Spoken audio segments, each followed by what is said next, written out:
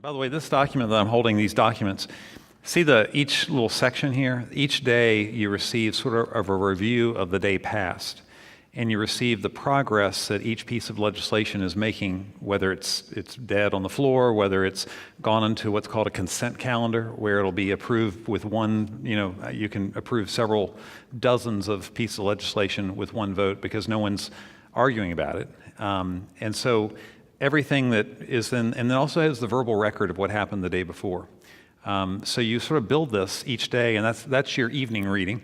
After you return to your room at night, the idea is that you'll take that back and review it. So, Allison, let me let you. Well, and what you don't have in there, Tom, is the Friday piece, because there's a part, about half of what Tom's got there, that covers all of Friday. So I wanted to talk a little bit about who was there. So I left the clicker somewhere, but maybe we can get there are the numbers. Perfect. So let's talk about who attends General Conference as a delegate.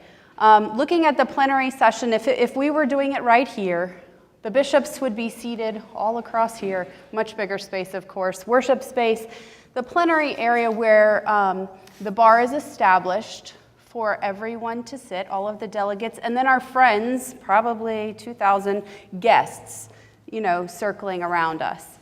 But on the floor, there are 864 voting delegates. Of those 864, 504 are from the United States, 260 are from Africa, 40 are from Europe and Eurasia, 50 are from the Philippines, 10 are from churches that we have different affiliations with. Couple numbers that hit a little bit more closer to home. 22 were from Virginia, 11 lay people, which means non-clergy, and then 11 clergy people. And then we also had two other numbers that are important to me. We had 2 folks from Floris, so Tom and I, and then there were also 2 Malloys there, me and my cousin Sarah from Oklahoma. So this is a connectional church, not just with us being here and from Virginia, but families too. There were a lot of families like that. One of the things I didn't anticipate going into General Conference was really learning about the global nature of our church. I spent a lot of time with people from other cultures, learning about things they were curious about, things that kind of bothered them, things that they were wondering about the future of our church. So I'm going to tell you about 3 of them. One gentleman named Andreas was in my legislative committee, and probably the first day he comes up to me and says, "Allison, do you know bingo?" And so of course I'm going, okay, wait a second. Is this a trick question? Are we talking about the farmer that had a dog named Bingo? Are we talking about the game? He was talking about the game, and he and his wife are from Poland, and he's a clergy person there, and they have recently started a ministry with the elderly. And his wife had determined that the success of their ministry with the elderly literally sat on establishing a bingo night. Once a week, pull people in. We had a few, door prizes. And so she said to him, "Andreas, if you do nothing else while you're in the U.S., try not to divide the church, but then also don't come back without a bingo game. And make sure you know how to play." So during our breaks and lunch times, we spent a lot of time talking about bingo. What do the cards look like? How do you play? What are the pieces you need? Do you need an actual kit, or can you make your own? Can the cards all be the same? No, clearly that won't work for bingo, right? Because he thought he could just take one card and copy it. And, without conversation, that may have led to a lot of need for prizes. All at the same time. So Andreas and I spent a lot of time working on what bingo looks like. And it was fun to watch the other people in our committee come in and join us in that conversation and give tips about things that would be great prizes for his ministry, things that may not be good prizes because they had a little snag in their church. And so we also spent time trying to figure out where exactly do you get the bingo set in downtown Portland. Well, we finally figured out that wasn't exactly going to be a possibility, and he had planned to spend his whole Sunday. We got one day off with quotes around it, reading that fat book that Tom has sitting back here. And so he was going to read and find a bingo game. I said, you know what, let's just order one from Amazon. Because that's what I do when I need something, right? Yeah, John does it too. So I ordered one from Amazon. We had it shipped to Poland, and it was supposed to arrive as he did. So that was a victory, but it was a bigger victory than that, I think, because in the conversations we had in committee, we didn't always sit on the same side. We didn't always have the same point of view, which is the point, I think, of General Conference. But we'd spent a lot of time journeying about bingo, which seems silly, from the front, but also I think it was important because we probably heard one another with very different ears than we may have had we not had that grand adventure. The second week, I met a lovely lady. She was about this big. I mean, literally, she was teeny weeny.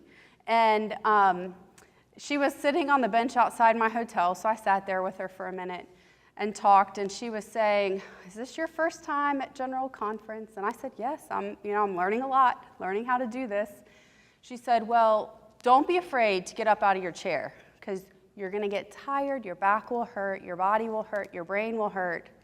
So get up and move around, stretch, because that gives your body, your blood, and gives you new oxygen, gives your muscles a rest. And then all of a sudden our conversation turned on a dime, and she said, you know what? I wonder if the Methodist Church has forgotten to follow Jesus and instead is trying to follow Paul or something else. And I said, gosh, I'm not sure. Maybe.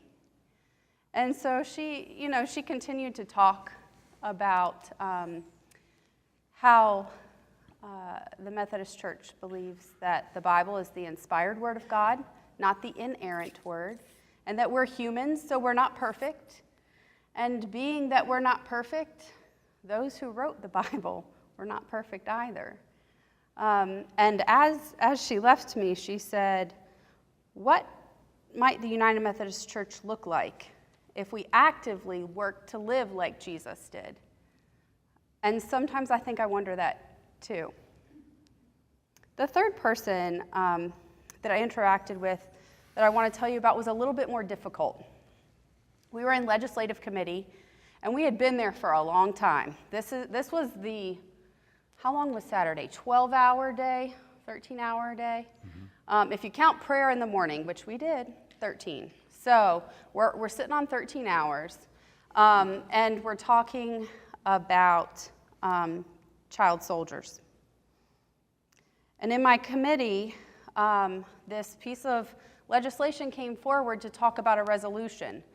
And basically the gist of it was, let's put a thing in the book of resolutions that says, let's not use child soldiers, it's not a great idea. Much more serious than that, but that's what it boils down to. So me and my very narrow mindset said, this is easy, no big deal. We don't want child soldiers, so of course we'll support this. And I was incredibly surprised and kind of startled, actually, when a gentleman who was utilizing a French translator started to speak to us and said, actually, I don't want us to support this resolution.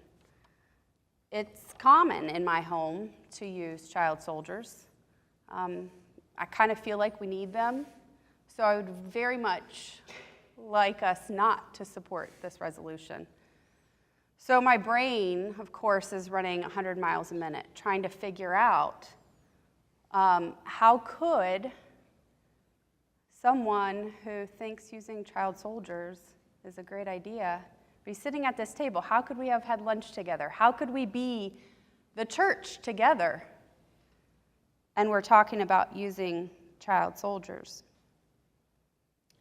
So of course, my brain caught up eventually, not perfectly, but it was kind of getting there. And this other gentleman spoke, and I have to tell you, this is the only time I think he spoke all week, or at least out loud to the group. And he too was using our French translator, and he said, actually, I would very much appreciate if you did not listen to the other gentleman, if you would please support this resolution. I myself was a child soldier, and I really believe that my call is to work toward making sure that there aren't a bunch of other children that end up in my same position. And I just wonder, as we were sitting there, what was going on in everyone's mind? The gentleman who's using the same interpreter had just called for us not to support the resolution. They had eaten lunch together the day before. Did his mind change at all? I don't know. But I just think that that was an important interaction. So we're sitting there in silence right after this gentleman says, I was a child soldier, please do support this. And I think no one honestly knew what to say. So I said, thank you for sharing your experience. Your witness is really important. And I think one thing that's most difficult to understand about our church and the global church is that it's hard enough for us to have difficult conversations with our family, with our friends, with our church family, with our neighbors, and we all kind of are in similar, not the same, I'm not trying to say we have same lives, but very similar lives. And the magnitude of the conversations that are had with people who speak all different languages, people who come from very, very different cultures and live very different lives is just different. It's much more difficult. And I think that we have to learn one another's story just a little bit in order to be able to say, I'm not sure I agree, with a respectful spirit.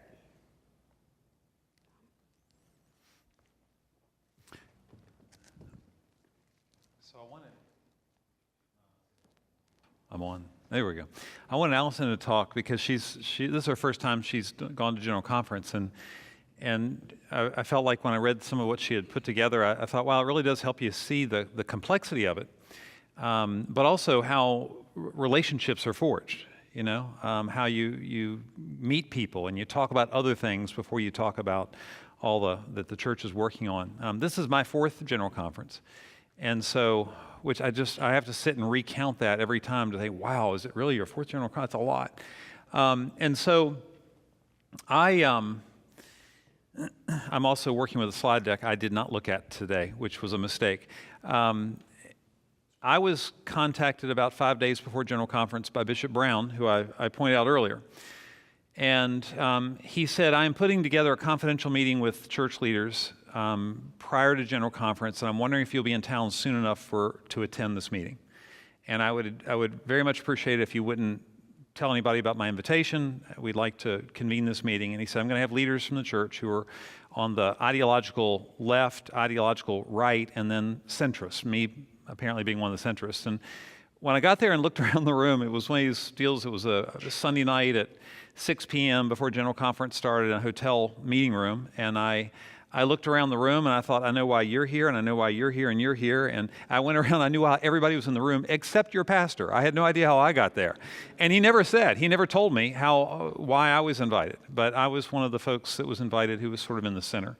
And there's still some question about, what's supposed to be discussed about this meeting, but it's been out on YouTube and it's been written about, so it's not like it's top secret. But during the conversation with that group, which was actually a series of conversations held through the first week and even into the second week of General Conference, about every other day for about 2 hours at a time.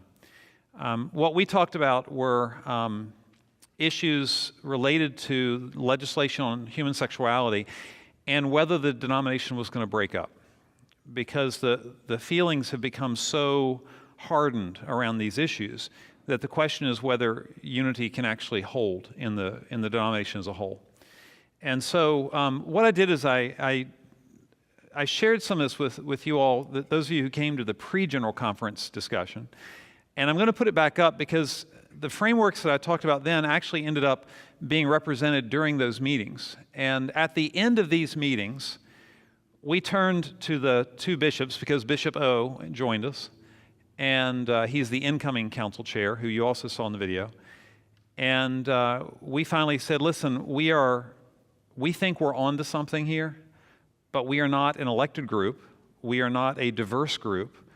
We are not a fully representative group. Nobody from the Central Conference is here. And if this group of people walks into General Conference and suggests anything, it's going to be shot down, because we've already violated values of our denomination. And in violating the values, it doesn't matter how good the material is that's come out of that, it just won't be heard. And so one of the wiser members of this group said, we believe that you bishops are going to have to take initiative and lead.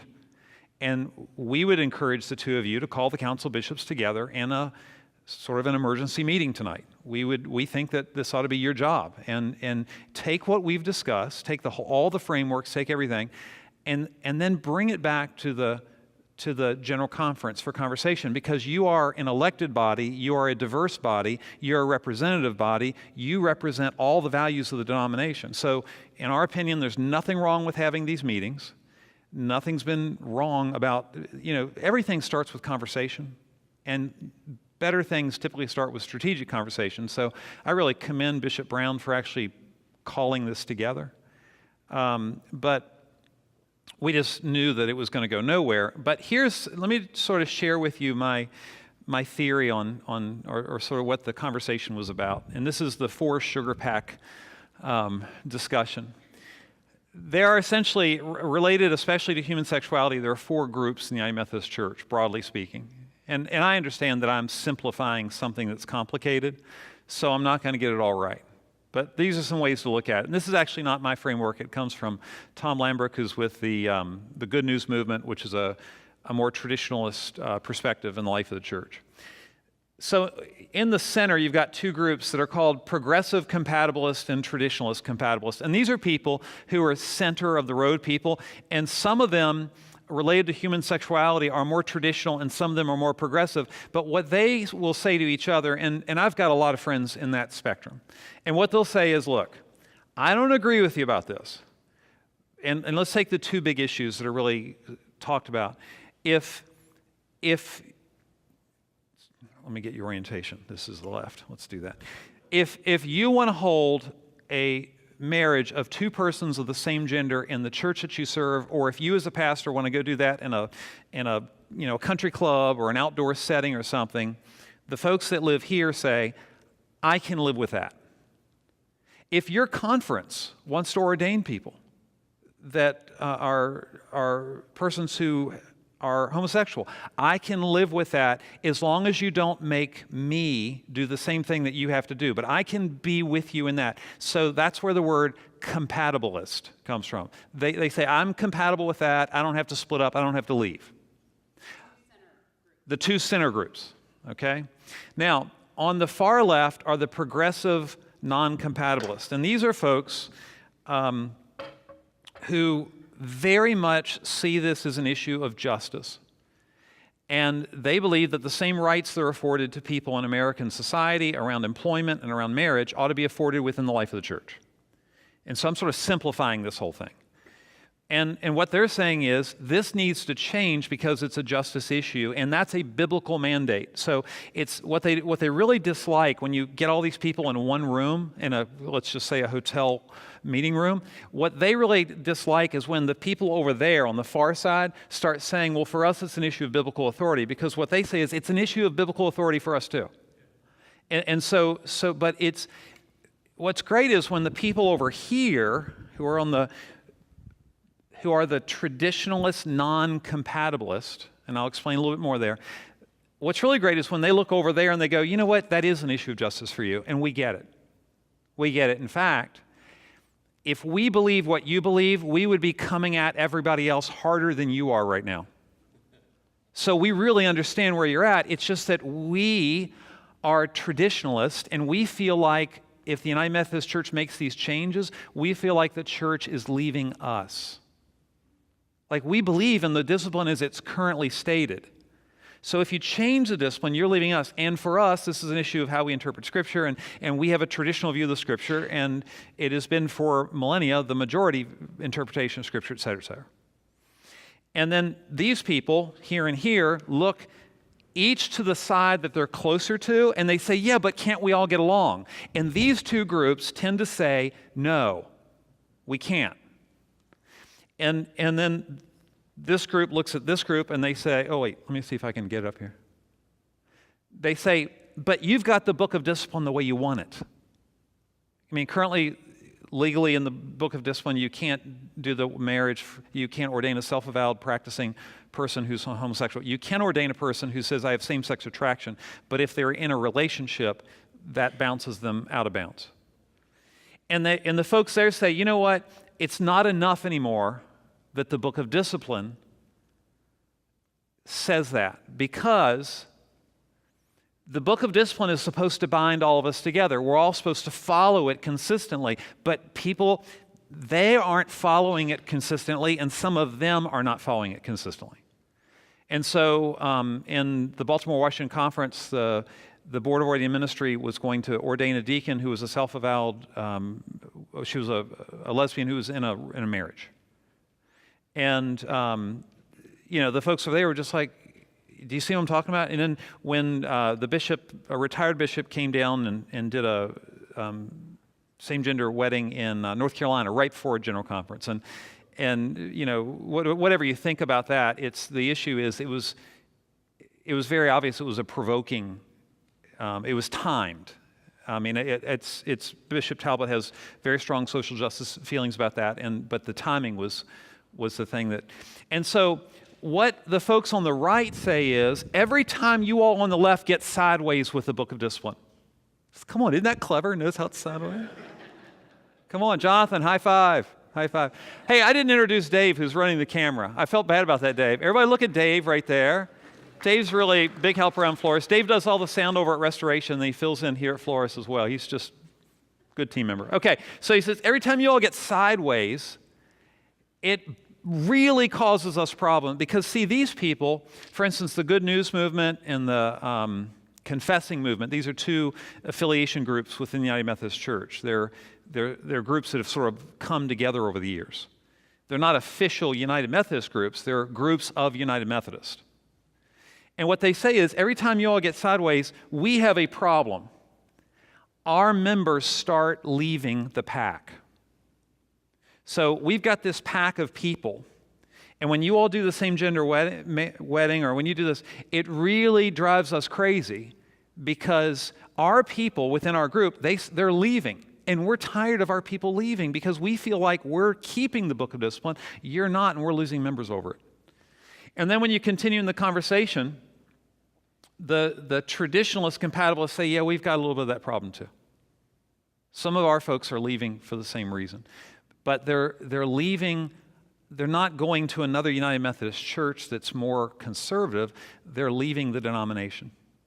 And we have this at Floris. This is my experience as a pastor here, even in the last week.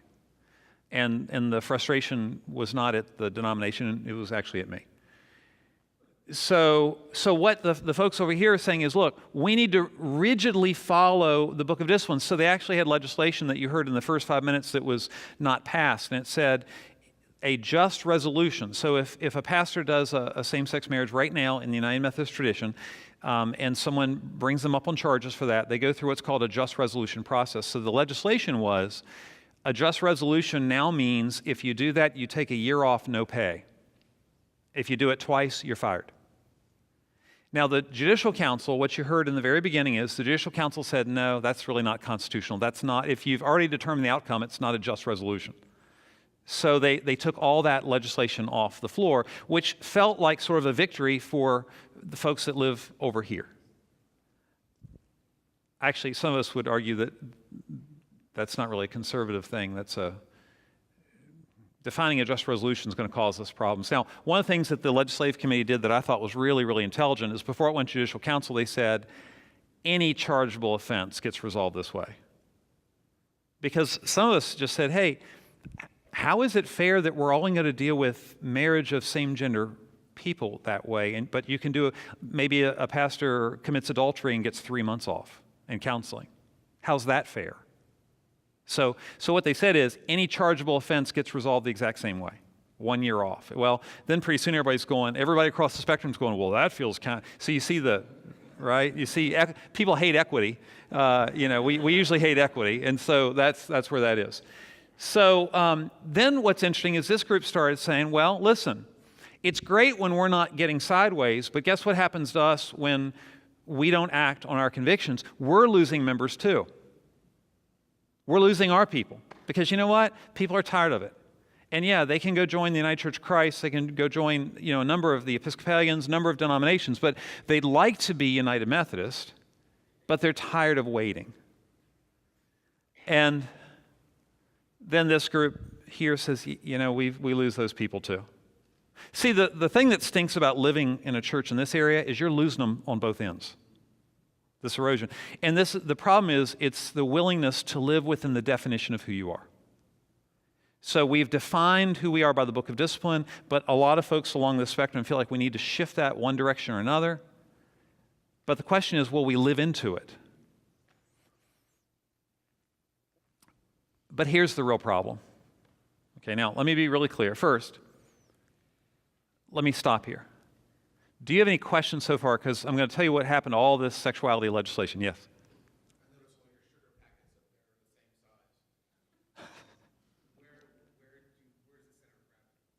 The majority, and that's great. If they made really big sugar packets, I would have definitely used them. But that's a good observation. Thank you for that. Come on, this was clever. You don't need to pick on that. No more questions from you. No. So the truth is, most United Methodists are in those center two panels. Yeah. In fact, the issue we began to talk about is, okay, if the progressive non-compatibilist and the traditionalist non-compatibilist would leave, what percentage of the denomination are you going to lose? That's your question. That's the bell-shaped curve. And it's the bell-shaped curve.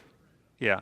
And the guess is that if the folks on the right left, we'd probably lose 15%. Because here's the deal. Most United Methodist churches they're like us.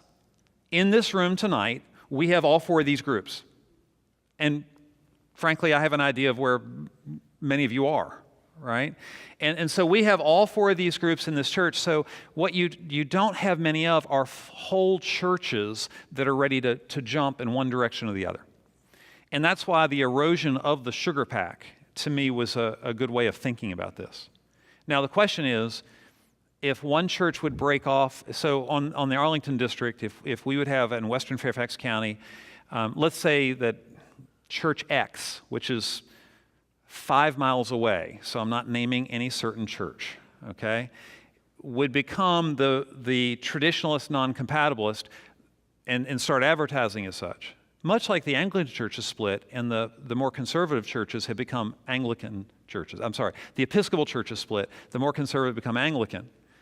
Well, you would have people from the different Episcopal churches that might gravitate to the Anglican.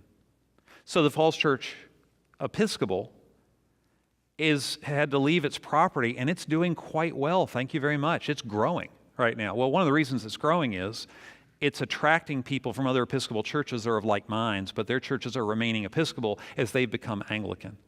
I would also argue it's easier to grow. The more defined you are, the easier it is to grow. You know what's really hard? You know what I've discovered about being United Methodist? You know what's really hard? Is what we do. It's really hard today in America, keeping people together who don't just agree on everything and don't have a pastor who's going to predictably and reliably say exactly toward one slant or another. That's hard community to keep together. And if I didn't get that before I left, I sure got it while I was at General Conference. Because, see, the people that are living here, so here's where I live.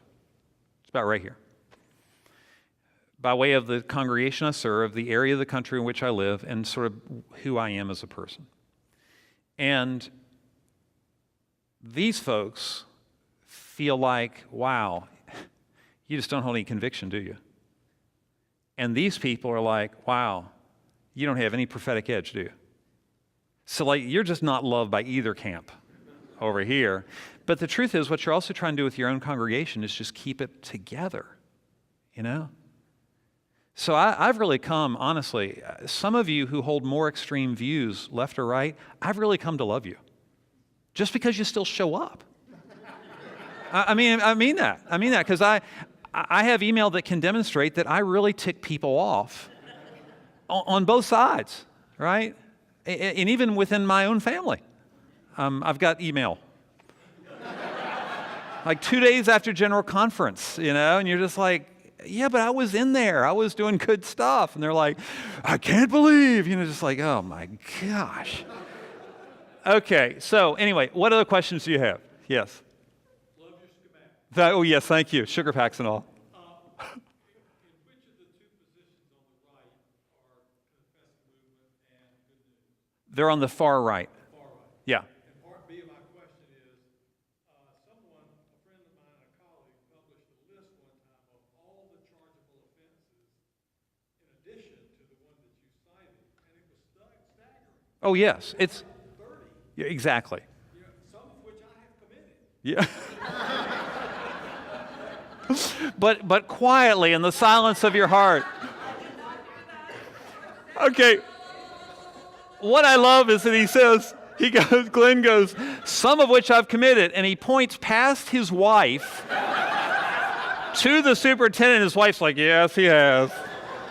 Some of it, we were in on it together, but yeah, so anyway, it is about 30. You're exactly right, which I thought the legislative committee did a really smart thing when they just said, fine, if you're going to make it a year off, everybody gets it for any of those offenses. And then the Judicial Council took it and said, hey, this whole thing's out of bounds, so don't worry about it. So, other questions? Yes? In the progressive compatibles, Yes. how hard is their conviction? In other words, I think there's a whole lot of people that really don't know what they think about it, but they hear an argument maybe from the progressive compatibles and say, oh yeah, that's probably right. It sounds just, it sounds American, and so on and so forth, but don't have any clue really what the issues are and why we're having this split. Because if you go to the hardcore, I think that 90%, probably even a bigger number of people are going to coalesce in the middle. And so then we wind up getting driven, huge amount of energy, huge amount of passion by the fringe. So in this conversation, Larry, I'm saying the fringe simply because well, the edges. they're convicted, they know why they think what they think. The guys in the middle, particularly the progressive compatibles, probably don't. And I can think of family members who are in that category. Actually, I'm kind of actually a progressive, I'm sort of in that camp, a progressive compatibilist, and here's why. I think we're to a place where, and I've said this publicly before, so this shouldn't be shocking to anybody in the room. We have members of our church who self-describe themselves as people of same-sex attraction. And what they're asking is, if I would find someone, and I want to live in a lifelong union that is described by words like fidelity, love, and you can think of other positive adjectives. I'd really like to be blessed, have that union blessed in my church, even though I know I can go to justice of the peace. But I'd like to do that with a pastor before God. Am I asking too much? And many of us have gotten to a place where we really feel like that's a very reasonable request. And so your pastor, for instance, I feel like it's a reasonable request because, A, because I think it's a reasonable request, but B, because when we deny people that, and we say no, we're either telling them they're not welcome in the church, or we're telling them that their expression of sexuality, which they don't believe is choice, they experience as orientation. What we're telling them to do is to take it underground. And my experience of human sexuality is anytime you ask people to take their sexuality underground, underground is always a place of disrepair, dysfunction, and sin. And what we end up with is harmful to their soul and harmful to their life and frankly harmful to their health. And so the folks that are traditionalist compatibilists, they're like, yeah, I'm not sure about the orientation versus choice thing. And then I talk to my friends who are in this, and we're like, come on, like, yeah. Well, anyway, that can go back and forth. But what they say is, but wow, I do agree with you on the other part of that.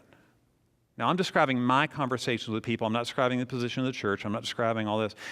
But your point is well made. The question is, can these people figure that out?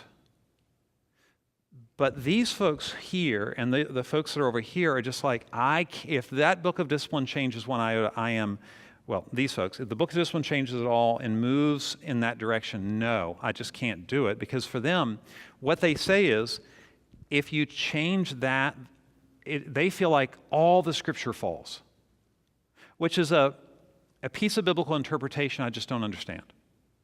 I mean, I understand it. I intellectually understand it. I just don't, it's not my experience because when I entered ministry, United Methodists, if I went to their home, hid all their alcohol. They didn't offer me a beer or a glass of wine. You would have never done that with a pastor. Because we were the Prohibition movement. We are the people that brought you the Prohibition movement. What a fabulous idea that was. we were really one of the leaders of the temperance movement. And there's a great documentary that Ken Burns has done on that just tells you what the temperance movement did, what Prohibition did, is it drove behavior underground so that it could become truly dysfunctional. And we could poison people with bad alcohol and so on and so forth. The volume of people with addictions rose, didn't fall, on and on we could talk.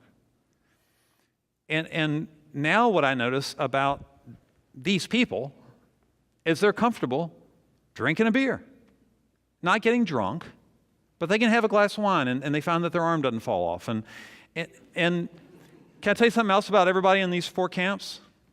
There's about a 50% divorce rate in all four of these camps. But can I tell you about something about Scripture? It has a lot to say about divorce, none of it good.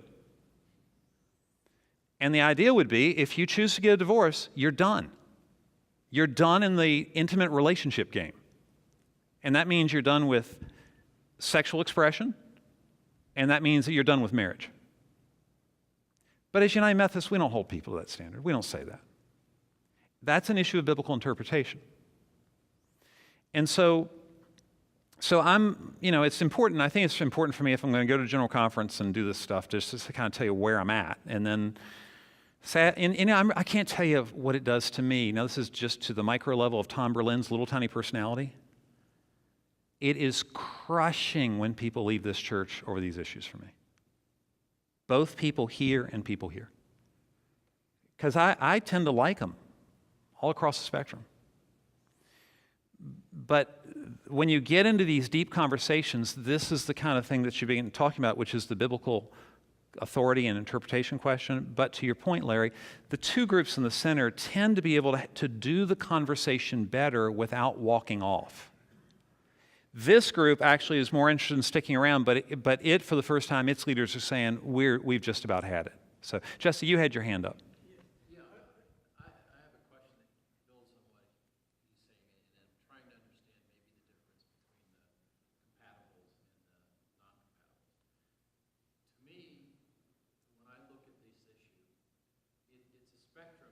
There's several things that are involved in this. What you've said is like, can people get married in the church? And then another one is, can your leaders in your church be homosexual? I have different opinions on different parts of that spectrum. Right. Now, is the church trying to address, instead of trying to take the whole big bite,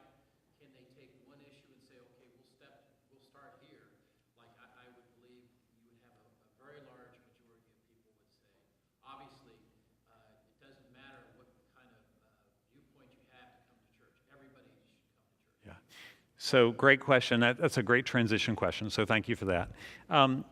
Here's what this is, by the way, this is the church as you find it in the United States of America. Now, when we add the worldwide group to it, if you take the average delegate from Africa, for instance, this is the traditional non-compatibilist. They actually live over here. And I really mean that. They are like, and it's a lot of this is cultural in those countries. We eventually, in our little group, we had someone from Nigeria join us, and he said, in my country, what you're talking about is 12 years in jail. And there, it's a totally different world. I'm not saying that anybody's right or anybody gets a free pass for cultural context. I am saying if that's a cultural context you've come up in, it makes it 10 times harder to even enter. I mean, it was really interesting when we added 2 people from the Central Conferences to our conversation, one from Africa and one from Europe.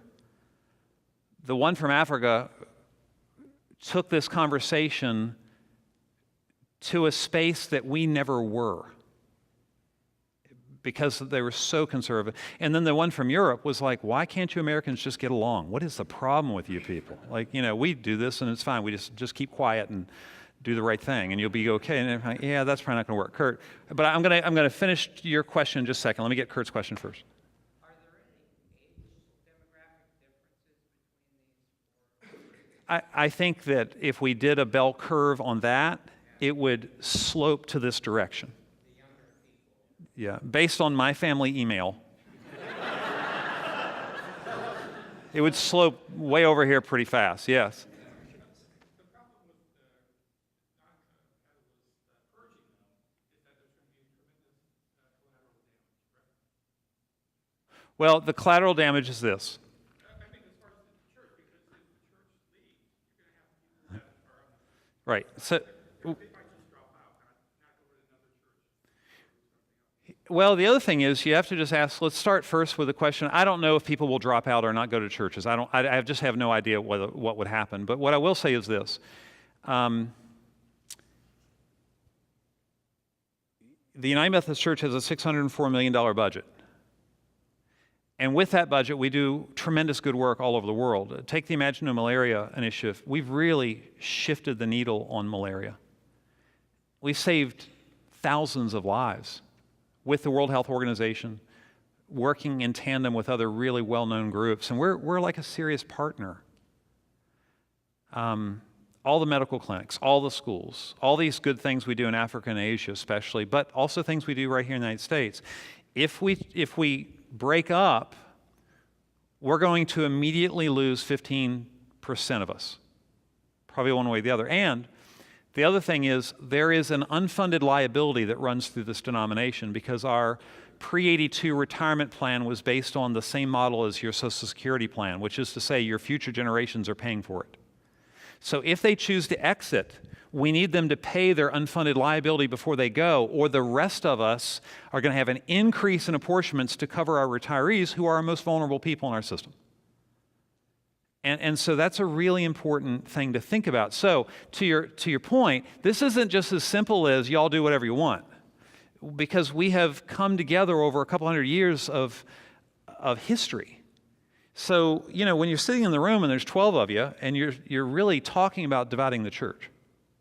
And some people are actually in tears. I don't mean like gushing tears, but I just mean the depth of sorrow over this is real for everybody. What you have to realize is this isn't just about human sexuality. This is about what we're doing as a church and who we are as a church. And what we believe about unity, which Jesus prays for. Did you have your hand up? I think it's pretty much been covered. Okay. But just to comment, isn't there a risk here that there's a tsunami coming and the church is kind of... I'm going to get to that too. That's a great question. Yes, that's coming on our next slide. Yes, Margaret. Has any analysis been done to, if, we're talking about people leaving, has any analysis been, or thought been given to the prospect of people coming? Yes, so there is conjecture. And what these folks say is, if you would cut us loose and let us sort of have a defined space where people were obedient to our definition, we would gain members. The folks on this end say, if you would let us have a defined space that we could occupy, we would gain members. The folks in the middle are skeptical about both of those opinions. Because what the people in the middle know is it's getting harder to get anybody to go to church, period. And I just want to say, as a parent who may have replied to one of those emails that he received, I said, while I appreciate your perspective that a radical change in our current policy would bring young adults into the life of the church, I also want to point out that many young adults aren't in church because it inconveniently coincides with brunch. And we need to speak that honestly about what's really going on and why people do and don't go to the church. So let me move on. Here's what I want to say to your question, Jesse. So what we did is we said, what if we took every paragraph in the Book of Discipline and gave it to a commission? Gave it to a group of people, and we let them work on it for like 2.5 years. We didn't do this piecemeal thing where people send in legislation from all over. We open up what's there, and we decide to create a new definitional statement about what this denomination is. And we let that group, and what if, having done that, we found a way to give people an exit visa? So if you were a church here, and you had such solidarity around your opinion, and the new thing doesn't match it, we're going to give you a way. We're not going to do millions of dollars of lawsuits. The Episcopalians have already spent that money. We're going to give you a way to maybe pay an exit fee, but let's try to minimize the loss here. Let's try to get 15% down to 8%. And then over here, the same thing. If this new commission does their thing and you just can't, by way of conviction and justice, you can't do it, then let's find a fair and equitable way for you to take your property, because we don't want to damage you as you go. But we do have some denominational unfunded liability that has to be dealt with like adults do. Now, once you start getting into that conversation, people start getting sky-high nervous, because that, whether that sounds reasonable or not, that sounds like division. And that's about the point where we said, and probably the bishops should work on this. So the bishops came back the next morning at General Conference, and they said, our job is to preside. Your job is to do legislation. And you may have heard that these meetings took place. You may have heard rumors about this. You may have heard that this was being proposed, that we do this and we call a General Conference. But our job is to preside, and so we are taking no action at this time. At which point, people began to rise up, and I grabbed an iPad so fast it made my head spin. And I never get called on at General Conference. I don't know what it is about being me, but I hold my little placard up in the old days, and now I put my name in the iPad. I never get called. And Bishop Huey was presiding from Texas, and I think she called on me because 2 weeks later, last week I flew down to Texas and spoke at her annual conference. So I think when she saw my name, she's like, I know that guy, But she told me later, she goes, it was really at the top of the queue, seriously. But I was one of the people who stood up and said, Bishop, with all due respect, you've said your job is to preside. We elected you to lead. And this is the time for you to lead the church. You are an elected body of leaders. We have elected you. You represent us. You are the people that are supposed to lead. I can't really remember the speech. And I didn't even take my full 3 minutes. Aren't you proud? I mean, seriously, I was blown away. I mean, I was pretty fired up when I stood up there, but I was like, I'm not even going to take the full 3 minutes. Thank you. Sorry? Was it thunder and lightning? There was no thunder and lightning. There was a great moment after that, but I'm not going to share it. But what was great is the bishops, based on the total discussion and the vote that happened thereafter, the bishops went back, and then they came back later and they said, let's create this commission. And the idea is that the commission will be created as a representative body. They will choose the people on it. And every passage around human sexuality will be opened up, fairly discussed, with an understanding that everything we do may lead to division or unity, depending. But I want to tell you what is true. There is no way we can make all these groups satisfied. That is not a possibility. And the big moment in those meetings was us saying to the bishops, it's not possible to do what you want. You want the problem to go away, and it's the problem of our disunity, that disunity is not going to go away. And that's why this has been a helpful framework for me. But here's the real problem. See, the real problem is that's a serious issue. That's a real issue. That's an issue that must be discussed. I was one of the advocates of saying, and I said, by the way, call the general conference. That's why I said to the bishops when I stood up to the microphone, call a general conference. Yeah, we're going to have to spend money to do this. But friends, this is killing us both individually, as churches, and as a denomination. There's way too much pain in our system. Some of the people in this room have children who are people who have same-sex attraction, who are homosexual. And you know what? It's really painful. And the folks that live over here, God bless them, I don't understand the hard shell aspect of their opinion. But they are in real pain. And I don't think it can hold anymore. You know, we have gay and lesbian people in our church. We have people that are dealing with the process of being transgendered in our church. Like, all that's here. That's not out there. That's not at somebody else's denomination. It's all here. So in my opinion, we absolutely have to deal with this, but it would be best done by a group of diverse and reasonable people. And God bless the bishops.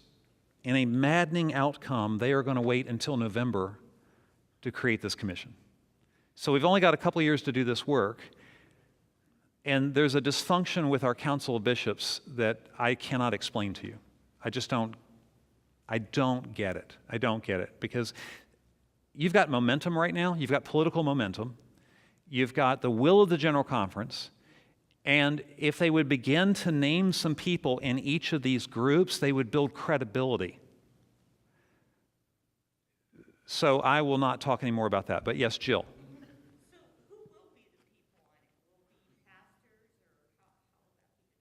The bishops will determine it, and I don't know. Yeah.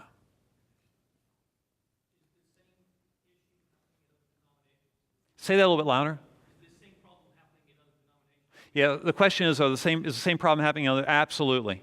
In fact, we're on the backside of the mainline group. So it's happened in the Presbyterian Church, the Lutheran Church, the Episcopalian Church. The Methodists have been dealing with it since 1970. We seem to be the most congenial group of the whole crowd. It's not yet, to my knowledge, it's not splitting the Baptist church, but the Baptists tend to be more over here. And so that makes it sense. I think, though, as the Baptists deal with their age, as these younger Baptists come into play, because I've got a friend who's from the Nazarene tradition, and he says, look, our younger Nazarenes, like, they're not having it. They're way past, we don't want to dance with each other. You know, so that's another whole conversation. Yes? So if you're having such a dysfunctional in the bishop, they're not even meeting until November, why should we feel like comfort that something's going to actually be done? It sounds like nothing's really going to be, we're going to be, I call it analysis paralysis. I just feel like I don't see how having the bishops doing this commission being successful. If they're not even going to do it until November, they're dysfunctional already. I'm not a politician, but I can tell you, I don't work in politics as a living, is what I mean. But I can tell you what I've learned from 4 general conferences. A lot of moving large groups of people, and United Methodists, we number in the millions. Moving a group that size forward is called doing the best you can. You rarely get to a place where you're like, man, we just nailed that. You usually do the best you can. I believe giving it to the bishops and calling them to leadership was actually very helpful, because now they've heard the church say, we expect you to lead. That lifted the bar right there. The General Conference voted on that. First, it's stunning that we voted on that. But we did, and we raised the bar. So there's a good byproduct of this. And, this belongs to the patient. Truly, if you're not patient, if you can't manage the conflict, if you're the kind of person that you pull out your hair fast and run out the room, you don't get to have time here. This is done by people that are incredibly patient. Now, many of us find that our patience is about out because we're just tired of it. It's almost wounding to the spirit. But I'll tell you, this General Conference was a lot better than the last one. Tom, one thing too is, why should we still have hope? we haven't gotten this far before, Ever. ever. Yeah. Wasn't overwhelming. 2/3, 1/3? Yeah, it was, Oh, it's is it? less Yeah. than This 30 one was votes. like 22 votes. You're exactly Yeah. right. No, it just barely passed. And the reason it very barely passed is if you live over here, you don't want all these passages on human sexuality open up. If you live here, you may or may not want these passages on human sexuality open up. Why? You've already got what you want. So it's the groups that live here, and that was a 22 vote differential. Thank you, Kathy. Yeah. Yeah, so it absolutely, but it's not so much about the bishops leading, it's about do we want to open up the book of discipline. Now, what the Africans and Asian folks need to understand is 97% of our budget comes from the United States. And part of what we need to do is have a conversation with the international aspect of our church to say, if you want those clinics, if you want all that money that GBGM, General Board of Global Missions, sends to you, you're going to have to let those that pay all the bills have this conversation. And this is why later, and we really have to move on. I'm sorry, Allison. I apologize. We really need an international book of discipline that is for all of us, and then sub-books of discipline for regions of the world. Because the United Nations would never be run like the United Methodist Church. See, we've based our model on U.S. Congress. But we're actually, yeah. But we are actually the United Nations. So the assumption that we all have the same cultural context is very flawed because our missiology was to grant people, as they entered the church, full voice, full vote. But our process doesn't take into account how very divided that makes us as social changes take place and we rethink issues like divorce. But here's the real problem. The real problem in the Methodist Church is everybody's pack's leaking. And when we talk about sexuality, we like to say, these folks like to say, you're making my pack leak. And these people like to look over here and go, you're making our pack leak. But here's the truth, everybody's pack is leaking. So the projection, in 1974, we had 3,621,000,000 United Methodists. And hey, Jonathan, was that in the U.S.? That's in the U.S. These are just U.S. figures. I think that number goes to about 8 million if you go worldwide. 2010, we now have 3,057,000. So you see the number of folks we've lost, and look what it's going to be in 2050. So see, all this conversation around the budget, all this, and so what many of us believe is if we don't give this to a reasonable group of people, get some definition in that we can all live with, agree to it and move on, we're never going to get to the real issue. And the real issue is we don't know how to communicate the gospel in our time in a way that attracts people into the life of the church and into life with Christ. United Methodists are not doing that well. And we would do very well to spend time at General Conference to solve that problem. Because that's the big problem. And the second thing is we probably should find discipleship that's not just about learning, it's about the transformation of your behaviors and your actions in your soul. Because we do a lot of learning, and we do here at Floris, we do learning pretty well. You know, what we don't necessarily do is transformation. And transformation comes, as I said yesterday in the sermon, when you're willing to sit in a small group and somebody says, who should we pray for? And you raise your hand and you say, me. And the reason you need to pray for me is I struggle with this. That's what the early Methodists did. They confessed their sins, they held each other accountable, and then they changed. But the truth is, you haven't been in too many small groups where people actually did that, have you? Where people said, I'm dealing with this sin. Well, if none of us are changing, if none of us are seeing changes and miracles take place, it's not very biblical.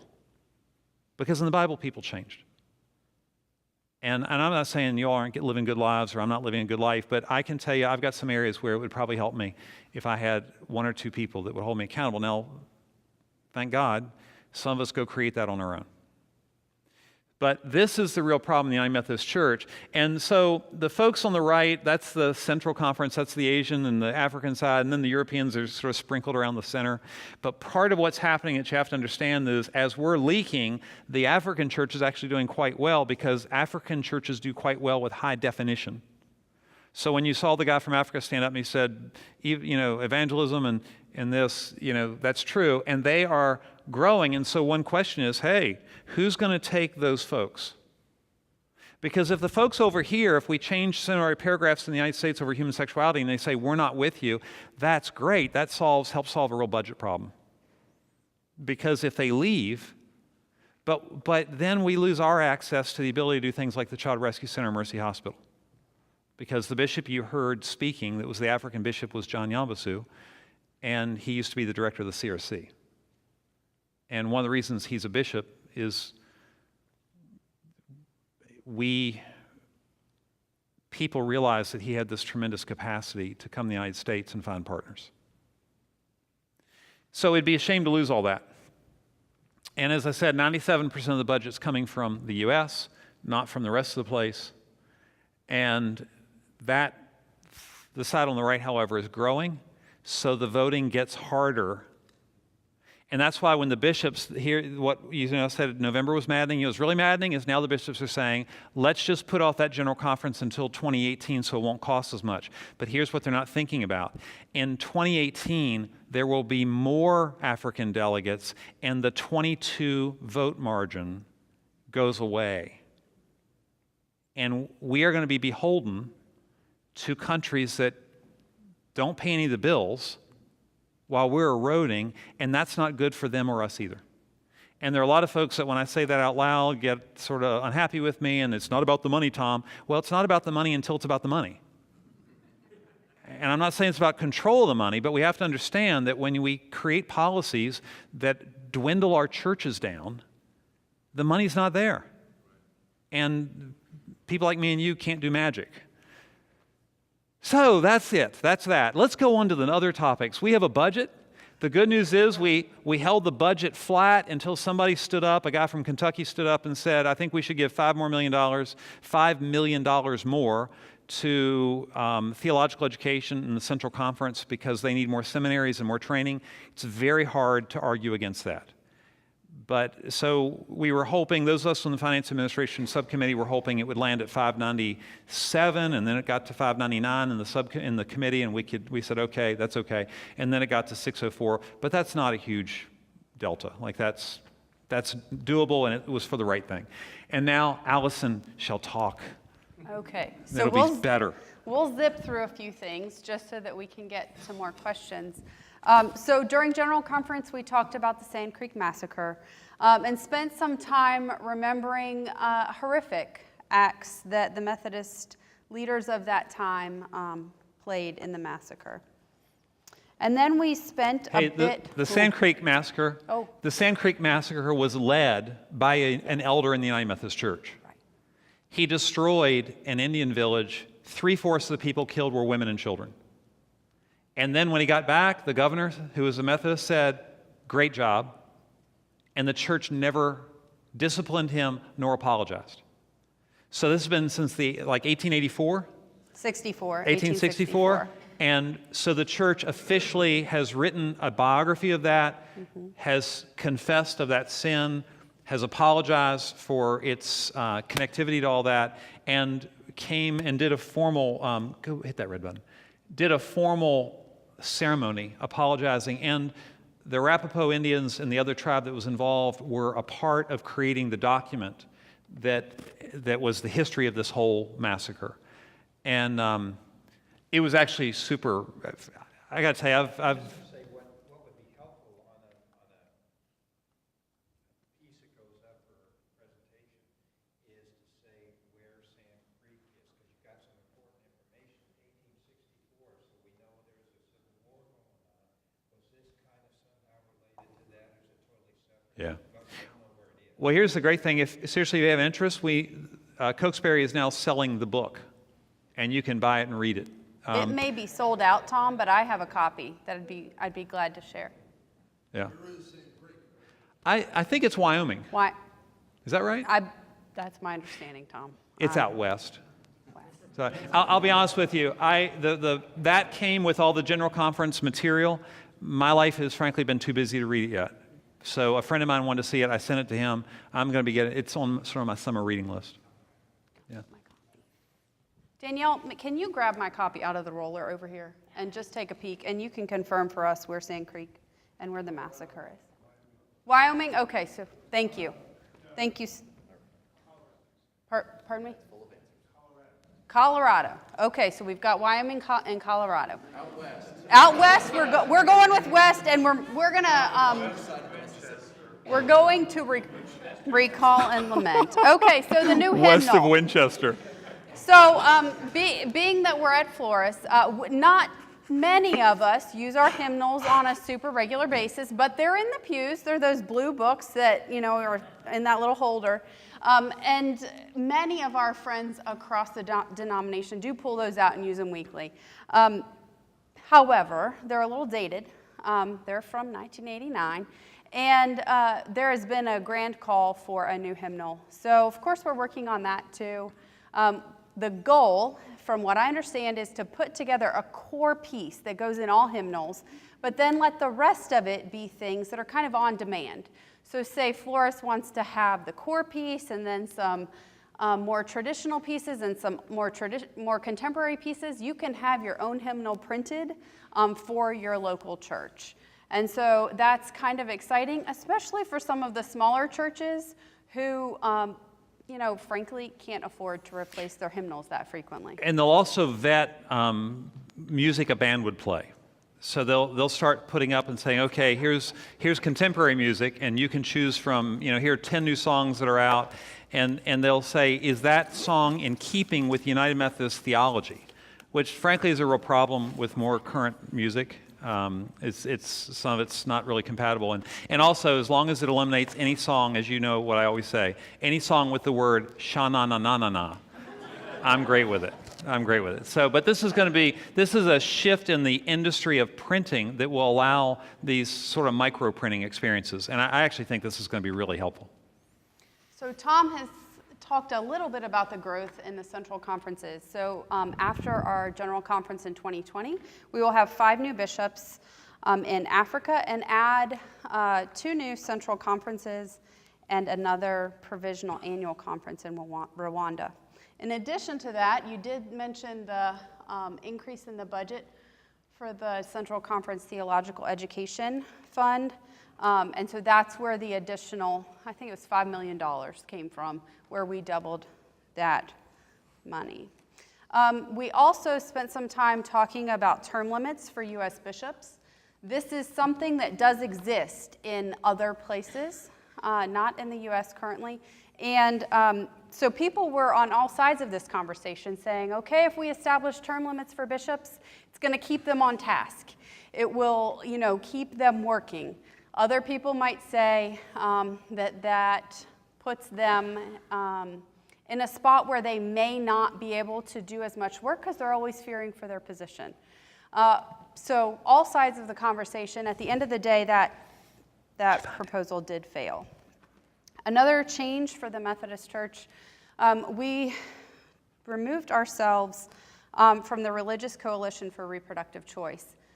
Now, the United Methodist Church in 1973 was a founding member of this group.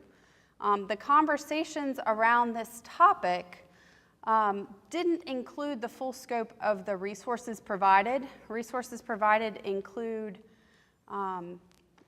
support for those who can't afford prenatal care, also those who are in dangerous situations with pregnancies and need different help and medical care.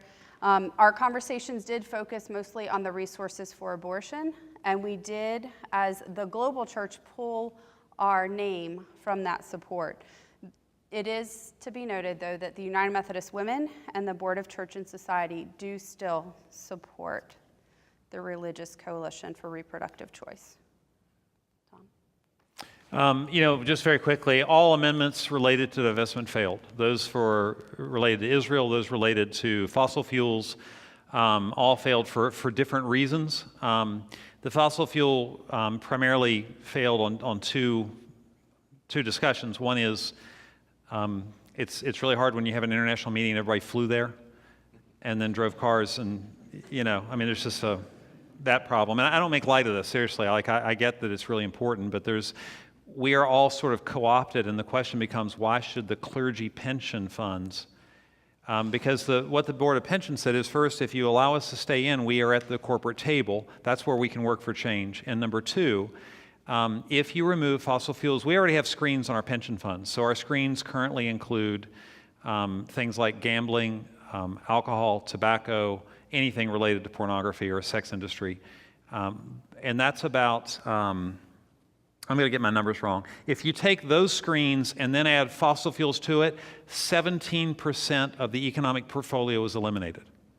And so the Board of Pensions has said, hey, that's going to make it really hard for us to return money to your portfolio. And the second thing is that it's not a clean distinction. Some fossil fuel companies are also doing next generation work. But it's a really hard thing because I think all of us would agree that we'd rather not have pollution. And so it's not that we're feeling like, the issues that have been raised environmentally are not true. But this is a pretty complicated topic. But those failed, and then the things with Israel did too for different reasons. We commission you to take the gospel of our Lord Jesus Christ into all the world was part of the liturgy that was used for commissioning missionaries. So we had 29 new missionaries from a bunch of different places join, and they will serve in different roles: teachers, chaplains, church developers, health professionals, health administrators, agricultural specialists, and youth workers.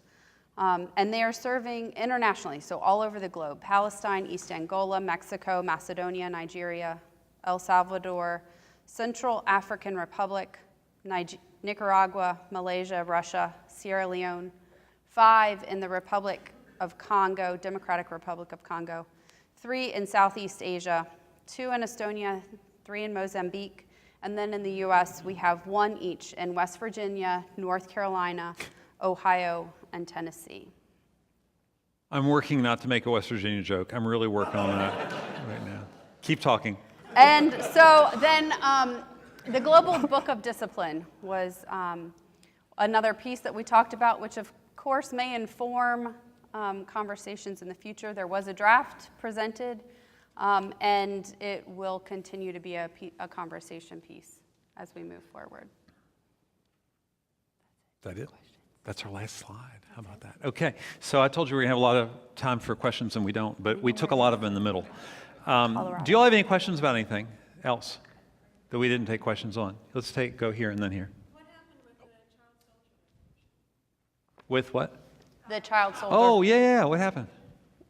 I believe we agreed to support it as a body. We are against child soldiers. We are against child soldiers. We are against the use of children as soldiers. Hallelujah. Yeah. I mean, that frankly, that was a really good example. Yeah, that's a good. That's the rest but of the story. but really, child soldiers, that doesn't have a chance in the United Methodist Church. See, this is where it's not that hard for us. We're a good and decent people, So Jill. Sorry, because I don't want to get back into the details, but the intro, when we were listening to it being played, said there could be a conference for human sexuality, and there could be. I thought you guys left there with that definite. It is in the nature of the episcopacy to speak in ways that are vague. Yeah, and I think that those of us, who are on the side of that 22 differential, we're saying we want a general conference. The bishops did not, in fact, make the exact promise. It was sort of like, and with the possibility that. Those of us who were in on those meetings were very direct. Everybody in those meetings agreed. You need a special general conference. And the reason is, when you're doing general conference, you've got divestment, you've just got stuff coming from all over, and you're not even getting to the stuff that you really need to talk about, which is evangelism, discipleship, et cetera. And so the thought that you're going to be able to, we have demonstrated since 1972 that we can't resolve this issue if it's in with everything else. We have a lot of data on that. So, yes, Kurt. Yeah, the special general conference, if in fact there is one, will that be a decision-making body, or will they be making recommendations? It is the delegates that were those of us who just went to this general conference would be those delegates, so you wouldn't hold another election.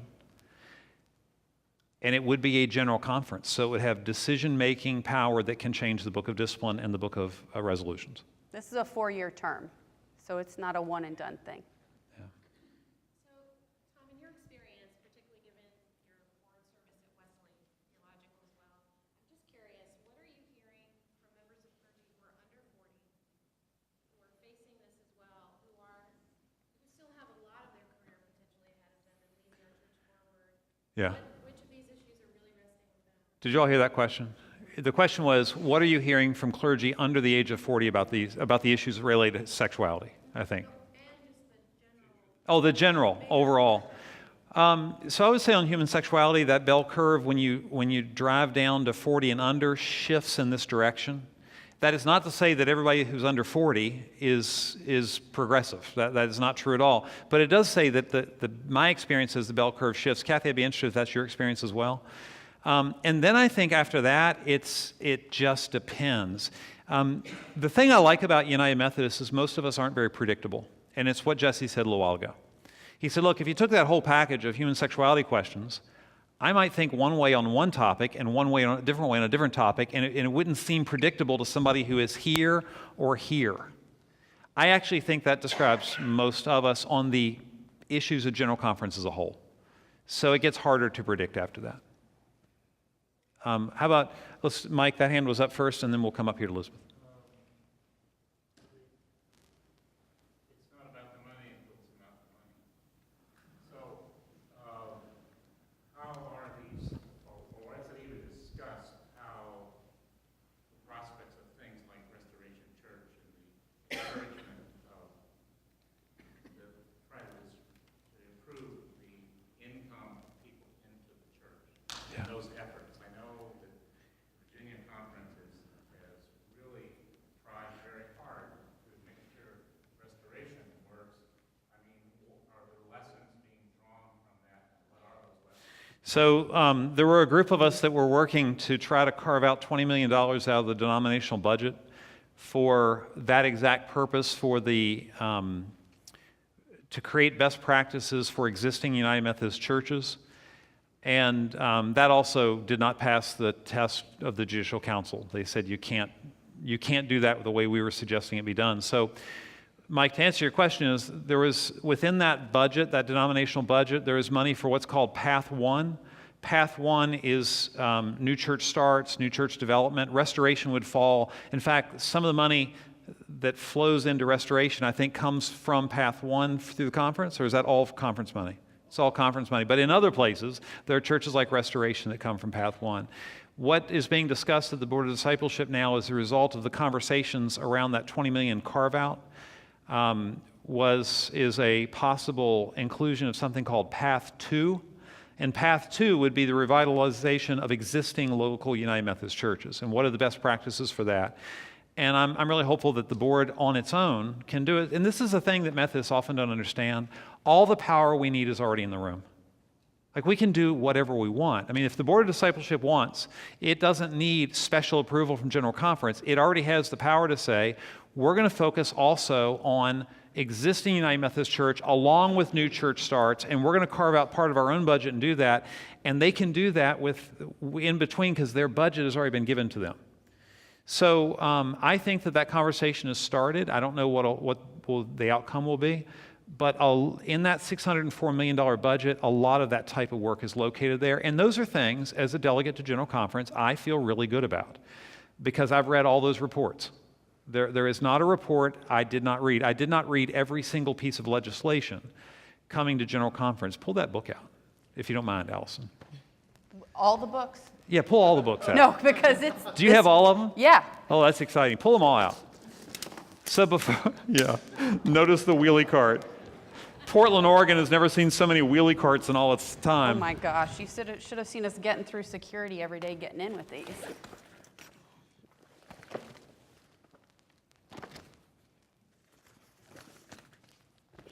So before General Conference starts, We had this many. walk over there with us.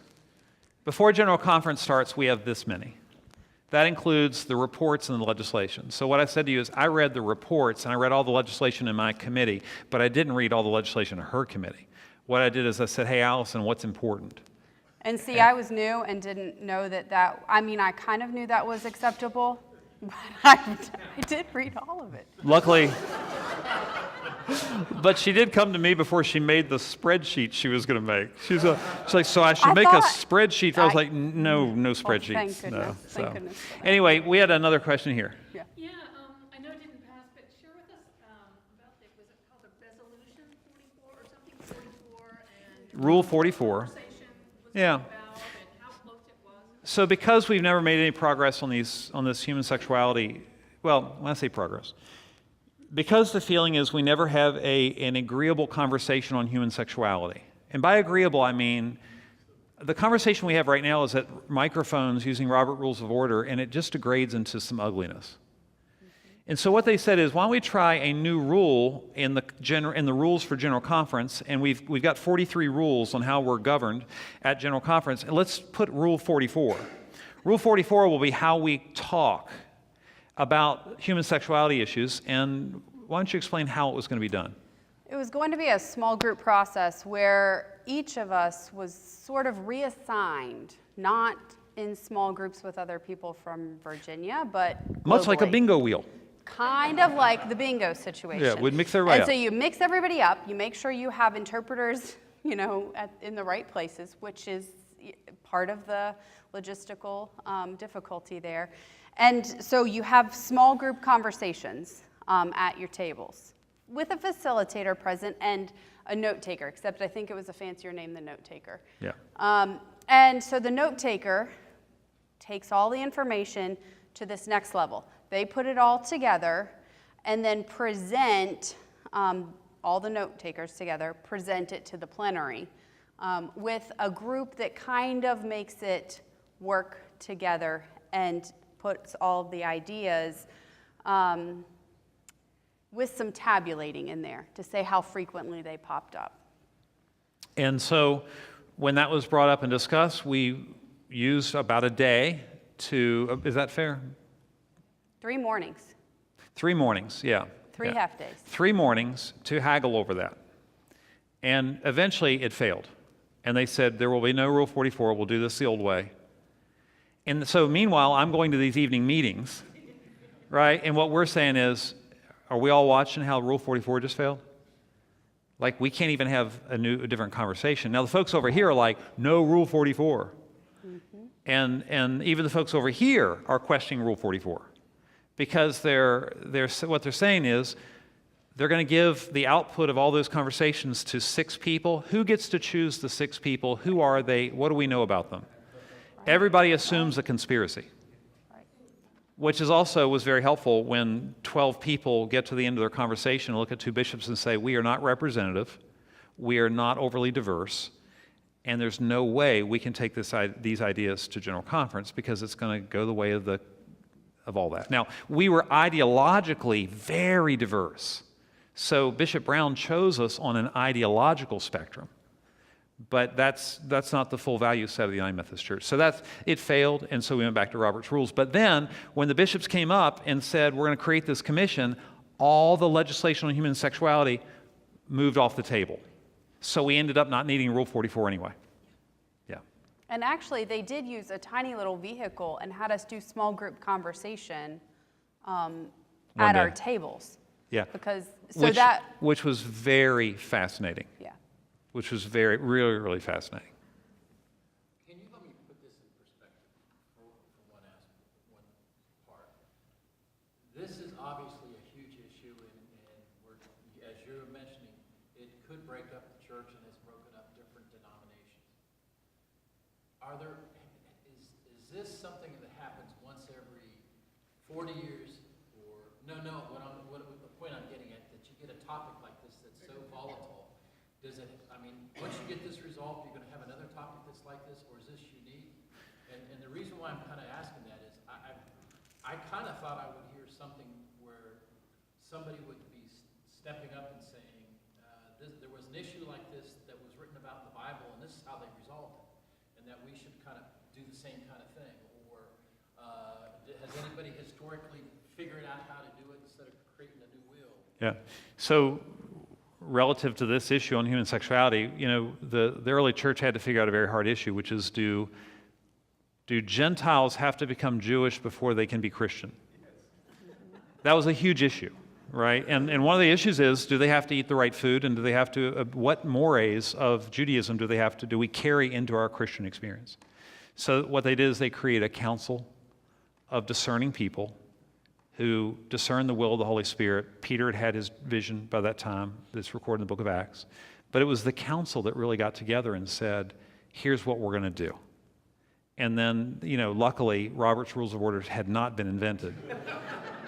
Thank God for that. And the church wasn't at 864 people yet, so they didn't have that problem. So, but Jesse, to your question, I don't know of another issue that's as loaded as this one. And I think the reason is, look, human sexuality is no longer, in my opinion, considered an issue of what people want to do. It is considered by most people an issue of identity. So when you talk about it, you're talking about core issues. Core issues. And what's great is folks that live here agreed to that. Like they said, we get this is an identity issue. We understand this is at the root of who you are. We're just saying we don't think it's ever going to work. I don't know of any other issue facing the church, even divestment. I got to tell you, fossil fuel divestment in Israel, all that, that's a high contended issue. But it doesn't have nearly the energy of human sexuality because it's something upon which Christians can disagree or agree. But it's not about your identity at the root. So I don't know of anything else. One of the questions to the folks that live over here is, hey, if that group leaves, are you now, see the people that live here, people like me, turn to the folks that live here and they say, is it enough? What if you have the ability to do what you want to do? Are you going to now come after my friends who are traditionalist compatibilist? Because if you're going to just in 4 years start coming after them, I'm out. I'm done with this because I don't like what this brings to my life anymore, this level of conflict. So this is where we've got to make some decisions about where, and that's why your question is really a good one. Like, are there other issues out there that just fundamentally divide us? And if we fundamentally can't be with each other in this world. And listen, we're in a culture that believes in mergers and acquisitions, and we also believe in dissolutions and divorces. And so I'm about the unity of the church. Like, I spent a lot of personal time at General Conference pursuing a path that I think is in the good of the denomination about unity. But at the end of the day, you're never going to be in a church where you agree with everybody on everything. It's just, I know it's easier to do it in these spaces, and I can give you some churches in this area that have far more unanimity than we do. But here's the dirty little secret. Not all of their members agree with everything their churches say either. And so at a certain point, you just have to be, see, this is what I said to my friends over here. I really don't want to lose you, and I don't really want to lose you, because over the course of my ministry, I have moved from here to here on some issues listening to you, and I've actually moved from here to here on other issues listening to you. And if you all leave, I'm going to be stuck with a bunch of moderates like me. And I probably will stop doing the aggressive thinking that the United Methodist Church has required me to do. And it's one of the reasons I'm United Methodist and not other denominations which I could name. I like that. I like the rigor of it. So it's just a fascinating thing when you start getting in the room. So we'll see where it leads. Yes?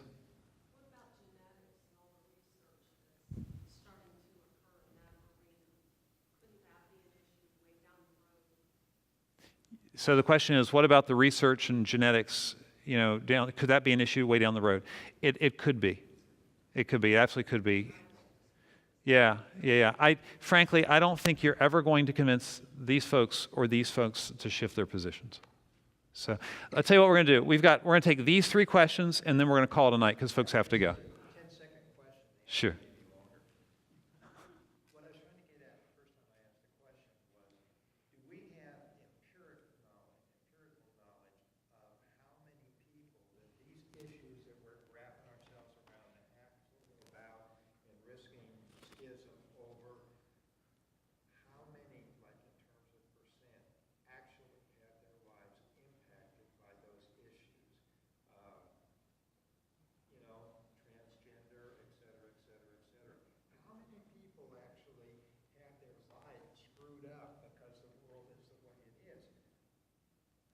Larry, I think the answer is we don't have data. We do have an abundance of narrative data. And look, I may not be a person with same-sex attraction.